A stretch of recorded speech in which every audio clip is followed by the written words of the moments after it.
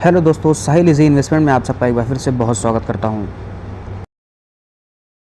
दोस्तों, बात करते हैं आज के इस एनालिसिस में अस्ट्रल लिमिटेड शेयर के बारे में। इस शेयर के अंदर में काफ़ी लंबे समय से जो गिरावट देखी जा रही थी उसके ऊपर काफ़ी ज़बरदस्त स्टॉप लगते हुए दिखाई दे रहा है। आज के दिन शेयर के अंदर में 4% से ज़्यादा की मूव देखने को मिली थी। यहाँ पर बात करें तो कंपनी से Q4 के रिजल्ट्स को 21 को घोषित करने जा रहा है। आज है 19, यानी कल छोड़ के परसों आपको इसके रिजल्ट्स देखने को मिल सकते हैं। अब ये जो रिजल्ट्स आएगा दोस्तों, इसके रिजल्ट्स कैसे रह सकते हैं, इससे रिलेटेड काफ़ी महत्वपूर्ण डेटा हम आपके सामने लेकर आए हैं। यहाँ पर इसके हम फाइनेंशियल डेटा देखेंगे, इससे आपको मालूम पड़ सकता है इसके पास्ट के परफॉर्मेंस कैसे रहे हैं और आगे परफॉर्मेंस कैसे आ सकते हैं। इसके बाद दोस्तों यहाँ पर देखेंगे इसका ब्रेकआउट का लेवल, क्योंकि शेयर के अंदर में काफ़ी ज़बरदस्त ब्रेकआउट देखने को मिला है, प्राइस एक्शन का ब्रेकआउट। क्योंकि ये जो ब्रेकआउट है नॉर्मल ब्रेकआउट नहीं है, इसमें बहुत ही बेहतरीन आपको एक पैटर्न देखने को मिल सकता है।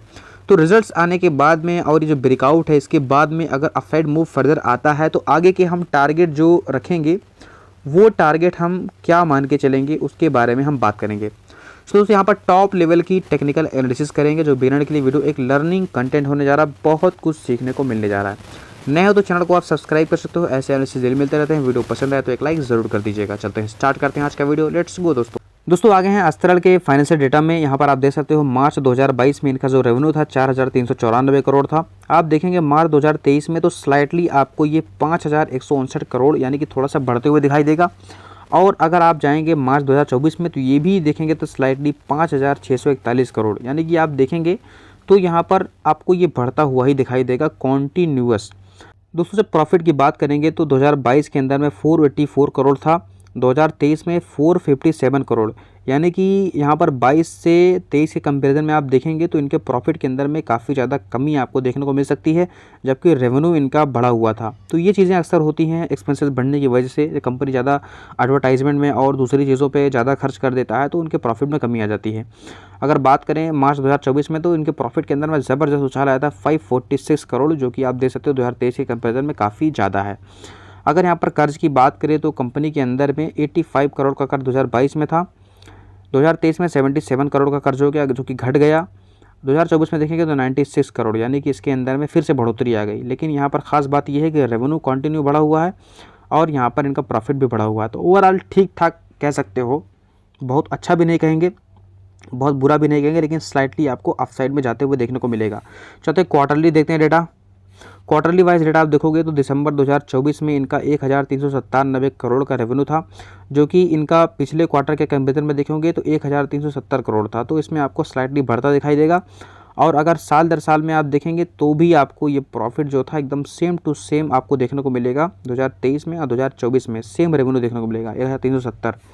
और अगर बात करें प्रॉफिट की तो यहाँ पर 110 करोड़ से 114 करोड़ यहाँ पर क्वार्टर बाई क्वार्टर में। और दोस्तों अगर साल दर साल में देखेंगे सेम क्वार्टर में तो 114 करोड़ से 114 करोड़, जो कि आपको यहाँ पर सेम टू सेम देखने को मिलेगा। तो आप देख सकते हैं ये थे इसके क्वार्टरली परफॉर्मेंस। शेयर होल्डिंग्स की बात करें तो शेयर होल्डिंग्स में आपको 54% की प्रमोटर होल्डिंग देखने को मिलेगी, जो कि अच्छी कंडीशन में है। अच्छी खासा अमाउंट 50% के प्लस है तो अच्छा है। FIIs यहाँ पर घटे हुए हैं 1% थोड़े से यहाँ पर क्वार्टर में। DIIs देखेंगे तो बढ़े हुए हैं क्वार्टर और साल दर साल में। रिटेल की बात करें तो ये भी थोड़े से घटे हैं ईयर और आप देखेंगे क्वार्टर में तो बढ़े हुए हैं। अगर बात करें नंबर्स ऑफ शेयर होल्डर्स की तो यहाँ पर 8.41% टोटली बढ़े हुए हैं साल दर साल में। 4.1% दिखेंगे तो क्वार्टर में। तो नॉर्मली दिखेंगे तो जो शेयर होल्डिंग्स है ये भी ठीक ठाक कंडीशन में देखने को मिलेगी। तो ओवरऑल इसकी कंडीशन जो है वो ठीक ठाक कंडीशन है। ज़्यादातर ये पाइप प्लास्टिक प्रोडक्ट्स बनाती है। अब चलते हैं, बात करते हैं यहाँ पर इसके चार्ट्स के हमारे लेवल्स की। देख सकते हैं शेयर के अंदर में 4.46% यानी 4.5% की ज़बरदस्त तेज़ी है। 5 दिन में अगर आप देखोगे तो यहाँ पर 6.47% की तेज़ी है। 1 मंथ में 6.25% की तेज़ी है। 6 मंथ में 17.5% से ज़्यादा की गिरावट है। साल भर में 14% की गिरावट है। और 5 सालों का रिटर्न देखोगे आप तो 200% का रिटर्न है, जो कि बहुत अधिक रिटर्न नहीं है, ठीक ठाक रिटर्न कह सकते हो। 5 साल की अवधि चूँकि बहुत अधिक होती है। चलते हैं, बात करते हैं हमारे चार्ट्स के लेवल्स की। दोस्तों आ गए हैं अस्ट्रल के चार्ट के अंदर में। यहाँ पर हमने कुछ खास महत्वपूर्ण लेवल्स ड्रॉ किए हुए हैं। यहाँ पर सबसे पहले आप देखेंगे तो 2022 के बाद में यहाँ पर ये आसपास का जो एरिया आप देखेंगे तो शेयर ने जो 1190 के आसपास शेयर ने लो लगाया था।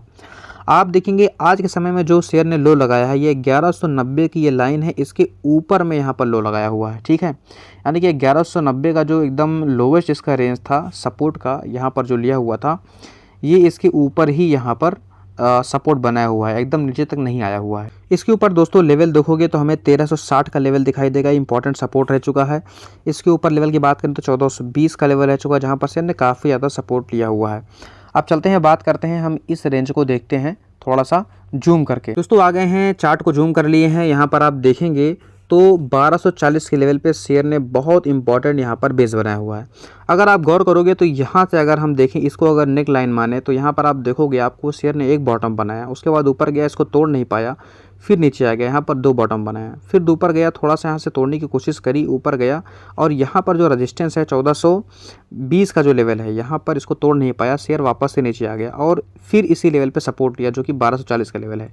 वापस से इसको बाउंस बैक किया और यहाँ से नेकलाइन तोड़ दिया। आप देखेंगे अगर सिर्फ इस रेंज को हम लेते हैं तो ये ट्रिपल बॉटम का आपको स्ट्रक्चर देखने को मिल सकता है। ये एक बुलिश स्ट्रक्चर है दोस्तों, इसमें जो डिप लेंथ होती है अप से लेकर के नीचे तक की, इसी को सिंपली ऊपर साइड पे हम पेस्ट कर देते हैं, ठीक है। अगर ये स्ट्रक्चर को हम ना लें और वीकली टाइम फ्रेम को हम देखें, जब आप वीकली टाइम फ्रेम पे देखोगे तब आपको यहाँ पे बहुत ही बेहतरीन पैटर्न देखने को मिलेगा। आप जब वीकली टाइम फ्रेम पे आओगे तो आपको दोस्तों कुछ ऐसा पैटर्न देखने को मिलेगा।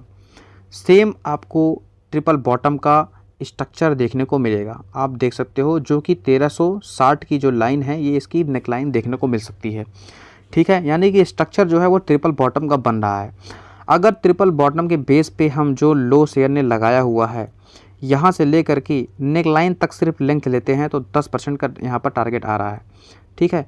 और इसी लेंथ को अगर सिंपली हम अप साइड पे पेस्ट करते हैं यहाँ से, तो आने वाले अप साइड पे ये आपको ऑलमोस्ट 1480 के आसपास तक का टारगेट दे रहा है। लेकिन अगर डेली टाइम फ्रेम पे जब आप आकर के देखोगे तो कहीं ना कहीं ये आपको स्ट्रक्चर जो देखने को मिलेगा, जैसे यहाँ पर आप देखेंगे तो आपको ये एक ब्रेकआउट की लाइन देखने को मिलेगी, क्योंकि यहाँ पर शेयर ने यहाँ पर रेजिस्टेंस फेस किया था और यहाँ पर शेयर ने रेजिस्टेंस फेस किया था, फिलहाल यहाँ पर ट्रेड कर रहा है। तो ये कहीं ना कहीं एक इंपॉर्टेंट ब्रेकआउट का स्ट्रक्चर आपको यहाँ से भी देखने को मिल सकता है, ठीक है। ये लेग लाइन को अगर माने और इसको डिप बॉटम माने तो यहाँ से लेकर के अगर हम यहाँ से मेज़रमेंट करते हैं, यहाँ से लेकर के अबव लेवल तक, तो ये जो 15.5% के आसपास जो लेवल आ रहा है, अगर सिंपली इसको हम अप साइड पे पेस्ट करते हैं यहाँ से, तब आप देखिए आपको टारगेट क्या आ रहा है। तब आपको जो टारगेट आ रहा है ये 1600 के आसपास का टारगेट यहाँ से देखने को मिल सकता है।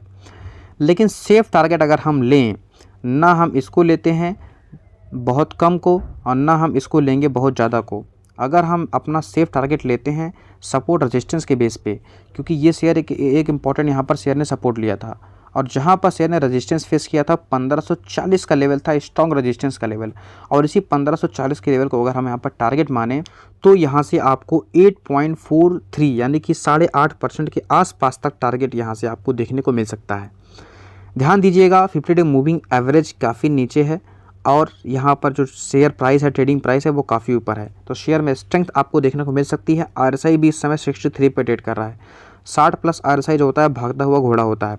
अब यहाँ से पूरे चांसेस दिखाई दे रहे हैं कि अप साइड तक मूव आ सकता है, अगर 1420 का जो ये रेजिस्टेंस का लेवल है इसको ब्रेक करके शेयर इसके ऊपर सस्टेन करता है। तो फिलहाल 1430 के ऊपर ये क्लोजिंग दिया हुआ है, ठीक है।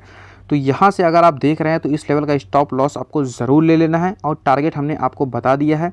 इसके ऊपर भी आप ट्रेलिंग कर सकते हो, क्योंकि अगर आप देखोगे तो शेयर अपने ऑल टाइम हाई से, जहाँ पर शेयर ने हाई लगाया था ये जुलाई के आसपास में, अगर आप देखेंगे तो अभी भी शेयर जहाँ पर ट्रेड कर रहा है ऑलमोस्ट ये 40% के आसपास तक शेयर अभी भी डाउन है, ठीक है, ना के बराबर रिकवरी अभी आई है। तो यहाँ से चांसेस काफ़ी अच्छे हैं इसके अंदर में, लेकिन सामने रिजल्ट्स आने वाला है। अगर रिजल्ट्स में हल्की से भी नेगेटिविटी आती है तो ये शेयर कहीं भी रहेगा 20 में, तो कहीं से भी इसके अंदर में रिवर्सल आ सकता है, ये सपोर्ट पे आ सकता है। अगर ये सपोर्ट टूटता है तो ये 1360 का जो लेवल हमने ड्रॉ किया है यहाँ पर भी आ सकता है, ठीक है। तो इस बात का आपको ख्याल रखना, रिजल्ट पे पूरी नज़र बना के रखना है। कमेंट करके बताइए आपको क्या लगता है रिजल्ट कैसे आएगा। बाकी कोई बाई सेल का रिकमेंडेशन नहीं दोस्तों, वीडियो सिर्फ एजुकेशन पर्पस के लिए है। अपने ऑन रिस्क पर शेयर को बाई सेल कीजिएगा। वीडियो पसंद आया तो लाइक करो, चैनल पर नहीं तो सब्सक्राइब करो। मिलते हैं नए स्टॉक में, तब तक के लिए बाय बाय दोस्तों। हंसते रहिए और मुस्कुराते रहिए।